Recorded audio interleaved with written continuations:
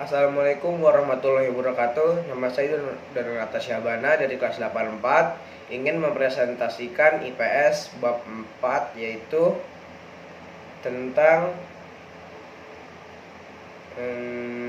perubahan masyarakat Indonesia pada masa penjajahan dan tumbuhnya semangat kebangsaan. Oke. Perhatikan gambar peta posisi Indonesia di antara negara-negara Asia dan Australia di atas. Bandingkan luas negara kesatuan Republik Indonesia dengan negara-negara tetangga. Indonesia adalah negara yang besar. Wilayah Indonesia sangat luas, kekayaan melimpah, dan kaya akan berbagai budaya. Kondisi inilah yang menjadi daya tarik bangsa-bangsa lain untuk mengunjungi Indonesia.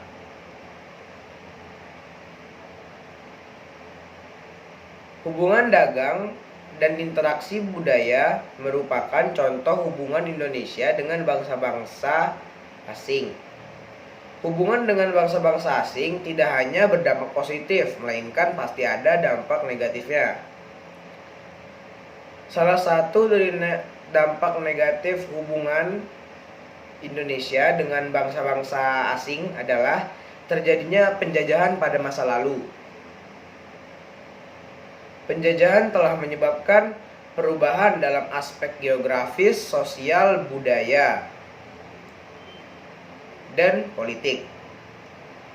Penjajahan menyebabkan penderitaan bangsa Indonesia. Rakyat di berbagai daerah berusaha mengusir penjajah dari bumi pertiwi, tapi seringkali gagal. Bangsa Indonesia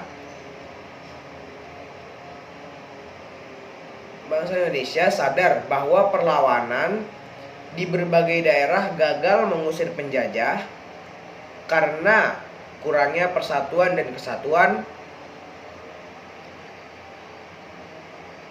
Pada awal abad 20, bangsa Indonesia menemukan strategi baru perjuangan kemerdekaan, yakni melalui organisasi pergerakan nasional. Pergerakan nasional merupakan perjuangan mencapai kemerdekaan dengan organisasi modern dan melalui berbagai cara. Sumpah Pemuda pada tanggal 28 Oktober 1928 merupakan tonggak penting gerakan persatuan nasional. Semangat persatuan dan tekad bangsa Indonesia untuk merdeka dikabulkan oleh Tuhan Yang Maha Esa. Pada tanggal 17 Agustus 1945, bangsa Indonesia memproklamasikan kemerdekaannya.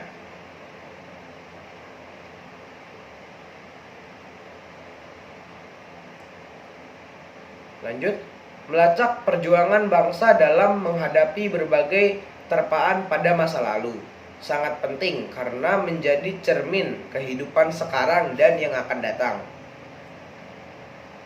Pada bagian ini, kalian akan mempelajari bagaimana perubahan masyarakat Indonesia pada masa penjajahan dalam aspek geografi, ekonomi, sosial, dan politik. Bagaimana proses perjuangan kemerdekaan bangsa Indonesia pada masa lalu? Mari kita bahas. A. Kedatangan bangsa-bangsa Barat ke Indonesia. Keunggulan lokasi berperan penting terhadap kegiatan ekonomi, transportasi, dan komunikasi masyarakat Indonesia. Berbagai keunggulan yang dimiliki bangsa Indonesia juga menjadi salah satu pendorong bangsa-bangsa asing untuk datang ke Indonesia. Bukan hanya bangsa-bangsa Asia, tetapi bangsa-bangsa Eropa yang letaknya ribuan kilometer dari Indonesia tertarik dan berdatangan ke Indonesia. Kedatangan bangsa-bangsa asing ke Indonesia sempat merugikan bangsa Indonesia. Keinginan mereka menguasai Indonesia pada masa kolonialisme dan imperialisme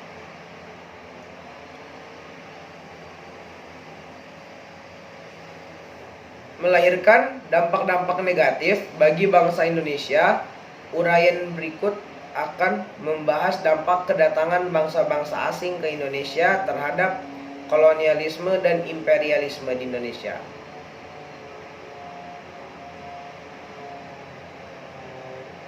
Pada materi kelas 7, kalian telah mempelajari perkembangan masyarakat Indonesia pada masa praaksara, pengaruh Hindu-Buddha, dan pengaruh Islam.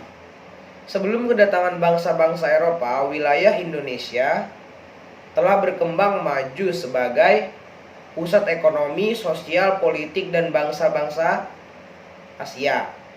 Hubungan politik kerajaan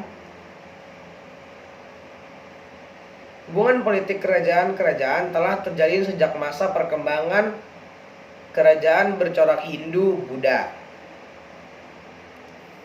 dan Islam.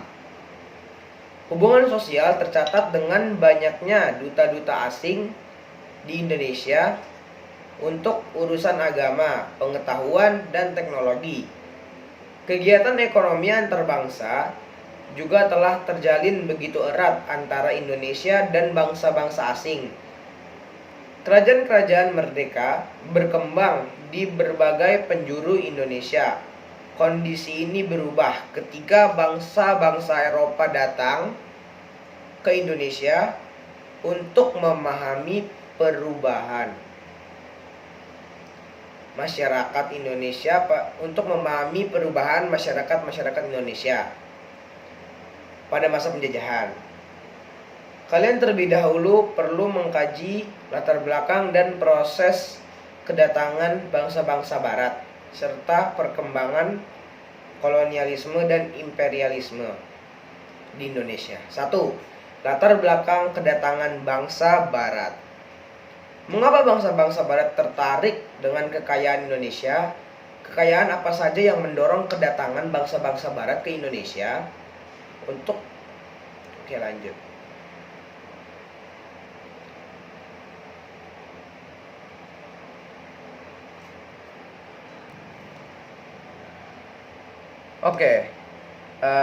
Daya tarik Indonesia pada bangsa-bangsa barat itu contohnya adalah cengkih, merica, kemiri, dan pala, dan merupakan contoh hasil bumi Indonesia yang sangat diinginkan bangsa-bangsa barat. Lanjut. Perhatikan gambar-gambar rempah di atas gambar yang tadi ya. Apakah di sekitar tempat tinggalmu terdapat tanaman tersebut? Apakah kalian pernah melihat barang-barang tersebut? Tentu kita pernah melihat, contoh di pasar atau di toko-toko dalam komplek ya. Berbagai komoditas perdagangan yang dihasilkan bangsa Indonesia itulah yang menjadi incaran bangsa-bangsa barat. Berbagai hasil bumi Indonesia tidak hanya menjadi konsumsi bangsa-bangsa Asia, tetapi juga menjadi salah satu incaran bangsa-bangsa barat. Mengapa bangsa-bangsa barat sangat membutuhkan rempah-rempah Indonesia? Dan bangsa-bangsa di Eropa memiliki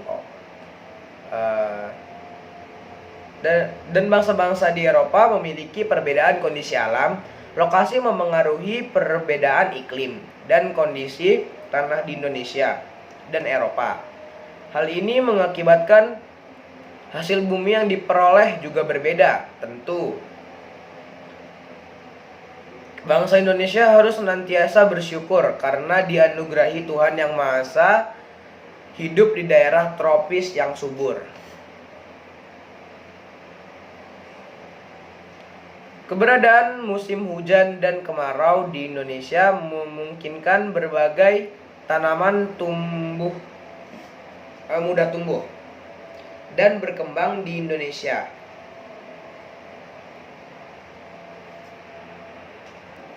Tetapi berbeda dengan bangsa-bangsa mereka yang tidak bisa membuat rempah-rempah itu tumbuh karena memiliki 4 musim, yaitu musim panas, musim dingin, musim semi, dan musim gugur.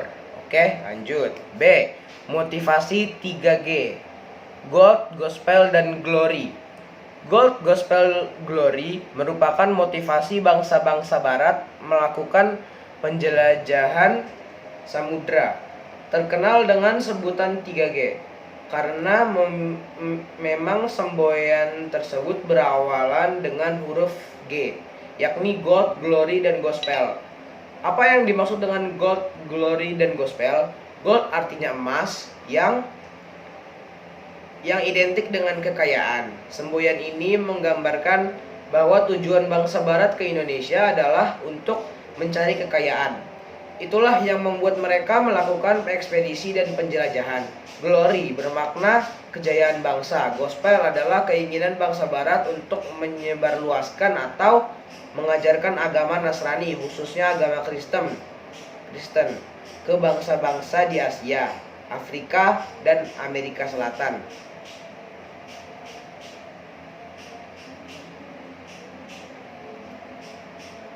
Lalu terdapat dua bentuk terdapat dua bentuk imperialisme, yakni imperialisme kuno dan imperialisme modern. Imperialisme kuno, ancient imperialism, adalah imperialisme yang berkembang pada masa sebelum revolusi industri dengan semboyan gold, gospel, dan glory, kekayaan, penyebaran agama, dan kejayaan. Suatu negara merebut negara lain untuk menyebarkan agama, mendapatkan kekayaan, dan menambah kejayaannya. Negara pelopornya adalah Spanyol dan Portugal. Kedatangan bangsa-bangsa barat di Indonesia pada masa awal seperti Portugis, Spanyol, dan Belanda adalah bentuk imperialisme kuno.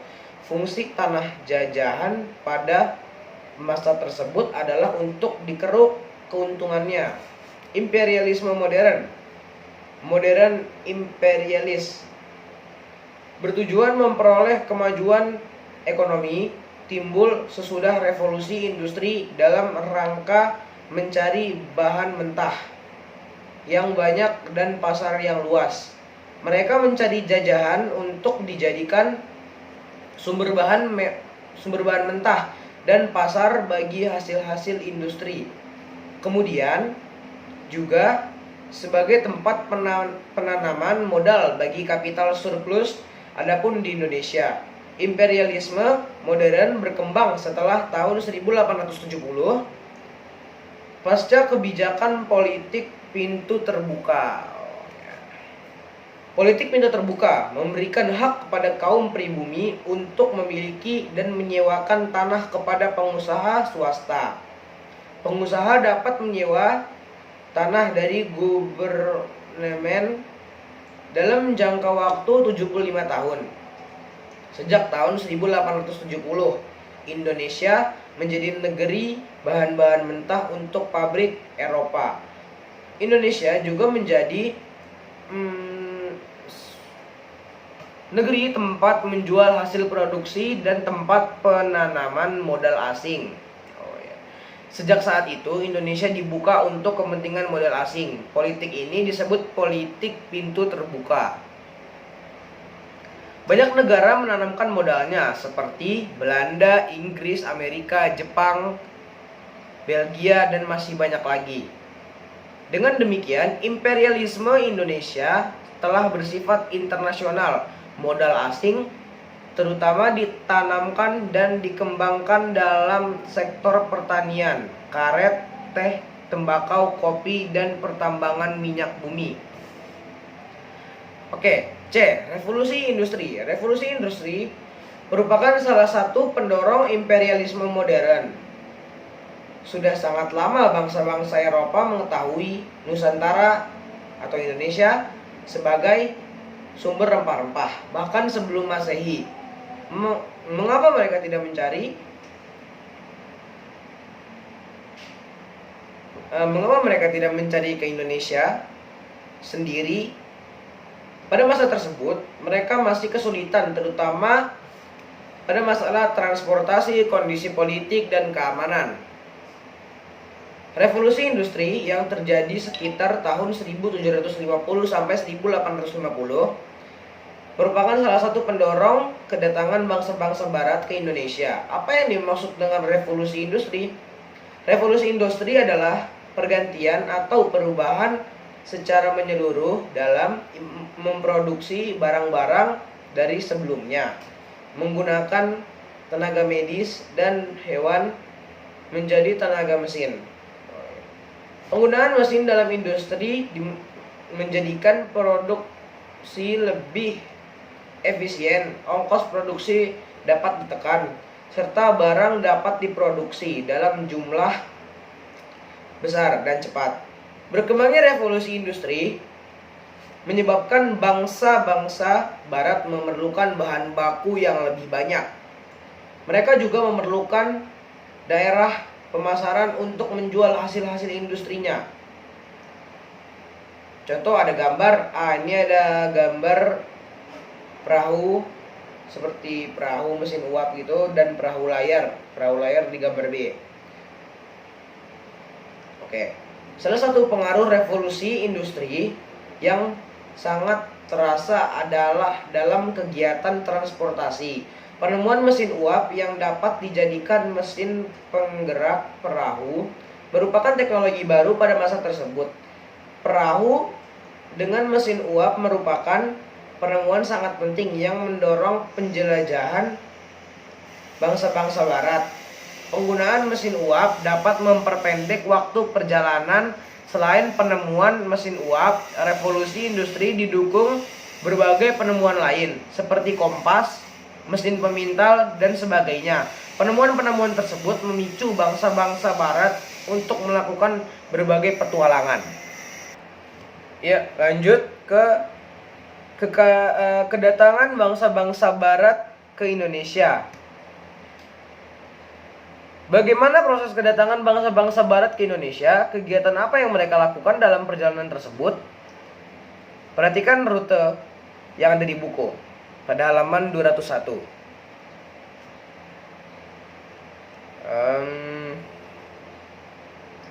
Perhatikan peta rute kedatangan bangsa Belanda ke Indonesia di atas. Belanda adalah negara yang paling lama menjajah Indonesia. Selain Belanda, bangsa-bangsa barat yang datang ke Indonesia pada masa penjajahan adalah Portugis, Spanyol, dan Inggris. Untuk mengetahui bagaimana perjalanan bangsa barat datang ke Indonesia, lakukan kegiatan berikut ini. Ada seperti aktivitas kelompok tapi dilewatkan. Lanjut. A. Kedatangan bangsa Portugis di Maluku. Perjalanan bangsa Portugis mencari sumber rempah-rempah diawali dari kota Lisabon, Portugis, pada tahun 1486. Bartolomeus Diaz melakukan pelayaran pertama menyusuri pantai barat Afrika. Ia bermaksud melakukan pelayaran ke India, namun gagal. Portugis mencapai Malaka pada tahun 1511 di bawah pimpinan Alfonso de Albuquerque. Ia berhasil menguasai Malaka dan Myanmar. Selanjutnya, Portugis menjalin hubungan dagang dengan Maluku. Pada tahun 1512, bangsa Portugis telah berhasil sampai di Maluku di bawah pimpinan Antonio de Abreu dan Francisco Serrao. Lanjut B. Ekspedisi bangsa Inggris. Persekutuan dagang milik Inggris diberi nama East Indian Company.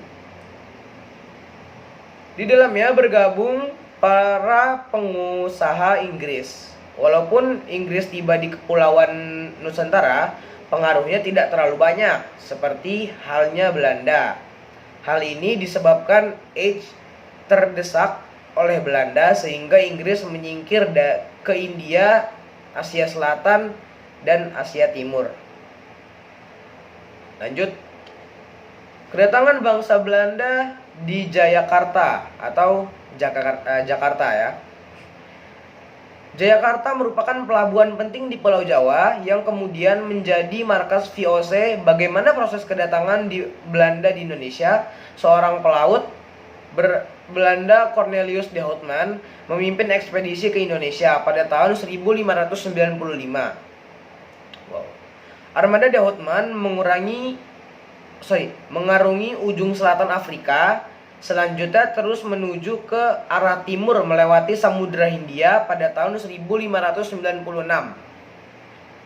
Armada de Houtman tiba di pelabuhan Banten melalui Selat Sunda. Kedatangan Houtman di Indonesia kemudian disusul ekspedisi-ekspedisi lainnya. Dengan banyaknya pedagang Belanda di Indonesia, maka muncullah persaingan di antara mereka sendiri. Untuk mencegah persaingan yang tidak sehat, pada tahun 1602 didirikan Verenigde Oost-Indische Compagnie atau VOC atau Perserikatan Maskapai Hindia Timur, yang merupakan merger atau penggabungan dan beberapa perusahaan dagang Belanda. Gubernur Jenderal pertama VOC adalah Pieter Both. Ia mendirikan pusat perdagangan VOC di Ambon, Maluku. Namun kemudian pusat dagang dipindahkan ke Jayakarta atau Jakarta karena VOC memandang bahwa Jawa lebih strategis sebagai lalu lintas perdagangan. Selain itu, Belanda ingin menyingkirkan saingan mereka, yaitu Portugis di Malaka. Pangeran Jayawikarta, penguasa bagian wilayah Banten, memberi izin kepada VOC untuk mendirikan kantor dagang di Jayakarta. Selain memberikan izin kepada VOC, Pangeran Jayawikarta juga memberikan izin pendirian kantor dagang kepada Inggris. Kebijakan ini membuat Belanda merasa tidak menyukai Pangeran Jayakarta. Gubernur Jenderal VOC Jan Pieters Zurkun membujuk penguasa kerajaan Banten untuk memecat Pangeran Jayawikarta, sekaligus memohon agar izin kantor dagang Inggris dicabut. Pada tanggal 31 Mei 1619, keinginan VOC dikabulkan Raja Banten. Momentum inilah yang kemudian menjadi mata rantai kekuasaan VOC dan Belanda pada masa berikutnya. VOC menikmati keleluasaan dan kelonggaran yang diberikan penguasa Banten, Jayakarta oleh VOC diubah namanya menjadi Batavia. VOC mendirikan benteng sebagai tempat pertahanan, pusat kantor dagang dan pemerintahan. Pengaruh ekonomi VOC semakin kuat dengan dimilikinya hak monopoli perdagangan. Masa inilah yang menjadi sandaran perluasan kekuasaan Belanda pada perjalanan sejarah selanjutnya. Terima kasih. Nama saya Donata Syabana. Wassalamualaikum warahmatullahi wabarakatuh.